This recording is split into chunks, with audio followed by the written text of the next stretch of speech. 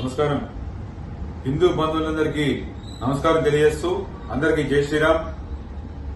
మొన్న కేటీఆర్ మాట్లాడిన వ్యాఖ్యానాలు మీ వరకు వచ్చినాయో తెలియదు, మీ అందరికీ షేర్ చేయాలని చెప్పి ఒక సంకల్పంతో ఈ వీడియో మీకు షేర్ చేస్తున్నా. ఎవరన్నా పిల్లలు జై శ్రీరామ్ అంటే వాళ్ళకు కూడా సంజాయించాలి. జై శ్రీరామ్ అనే నినాదం కడుపు నింపదు. జై శ్రీరామ్ అనే నినాదం నీకు ఉద్యోగం ఇయ్యది. ఉద్వేగాలు కాదు, ఉద్యోగాలు కావాలి. కొట్లాడేటోళ్ళు కాదు. జై శ్రీరామ్ అంటే తప్పు. జై శ్రీరామ్ అంటే ఆకలి అన్నం దొరకదు. జై శ్రీరామ్ అంటే ఉద్యోగాలు రావు అని మాటలు మాట్లాడిండు. అసలు ఆయన తలకాయ ఉందా అని సిగ్గు అనేది ఉందా ఆయనకేమన్నా? ఏమడుతున్నా అంటే జై శ్రీరామ్ అంటే దేవుడిని ఎందుకు తీసుకొస్తున్నావు? దేవుడు హిందూ దేవుళ్ళు ఒక్కలే దొరుకుతారు నీకు మాట్లాడటానికి. జై శ్రీరామ్ జై శ్రీరామ్ అంటే నీకు ఉద్యోగాలు రావు, అన్నం దొరకదా? ఏం మాట్లాడుతున్నావు కేటీఆర్? కొంచెమైనా నువ్వు చదువుకున్నందుకు కొంచెం జ్ఞానం ఉండాలి కనీసం. మనం ఎక్కడున్నాము, ఏ దేశంలో ఉన్నాము? మన హిందూ దేశం. ఒకనొక హిందూ దేశాన్ని నువ్వు పట్టుకొని జై శ్రీరామ్ అనద్దంటావు. ఎందుకు అనద్దు?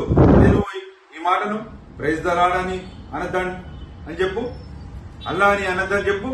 అనవు అవన్నీ దొరికేదు హిందువులు. ఆయన దేవుళ్ళని నువ్వు మధ్యలో తీసుకొస్తున్నావు. ఇప్పుడు నీకు జై శ్రీరామ్ అంటే ఉద్యోగాలు రావు, జై శ్రీరామ్ అంటే అనంతరం కదా అంటున్నావు కదా.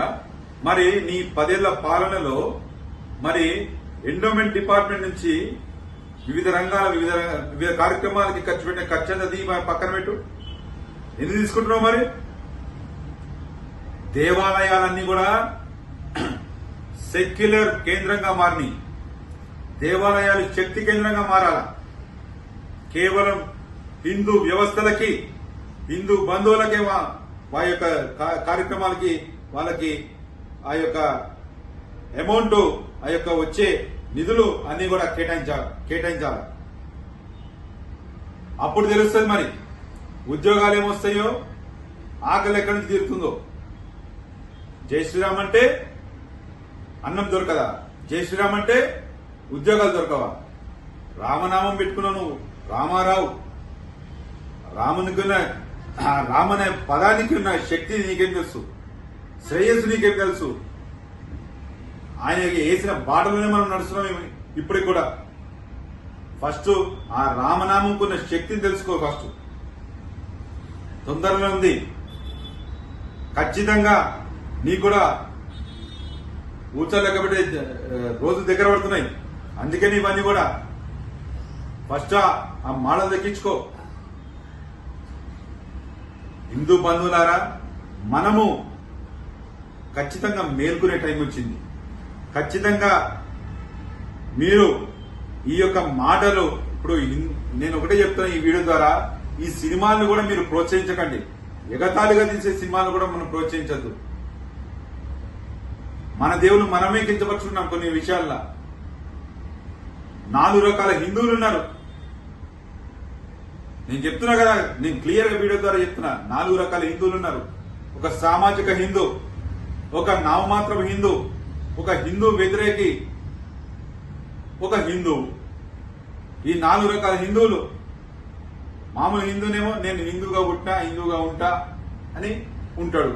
నామమాత్రం హిందూ అంటే బొట్టు పెట్టుకుంటాం, వెళ్తాం, గుడికి వెళ్తాం, వస్తాం. ఇంకో ధార్మిక హిందూ, పూజలు చేస్తాము, ఉపవాసాలు ఉంటాము. అలానే నా ఇల్లు నేను బాగున్నానా, నా వ్యాపారం బాగుందా. సామాజిక హిందూ, ప్రతి ఒక్కరు సామాజిక హిందూగా మారాలే. ఎందుకంటే ఒక సామాజిక హిందూకి ఈ రోజున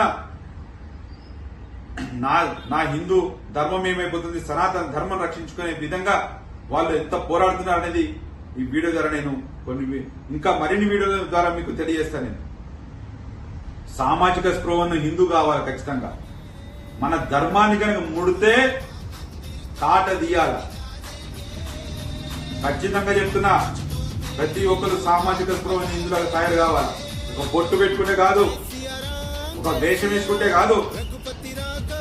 మన ధర్మాన్ని కనుక పుట్టినట్లయితే వాడిని అత పాతాలను తొక్కేలాగా మనం వెంటాడి కొట్టాలని చెప్పి ఈ వీడియోలో తెలియజేస్తున్నాం. కేటీఆర్, ఒకసారి నీ మాటలు మళ్ళా వెనక్కి తీసుకో. తప్పకుండా తగిన గుణపాఠం చెప్తారు ప్రజలు ముందు ముందు. అందరికీ జై శ్రీరామ్.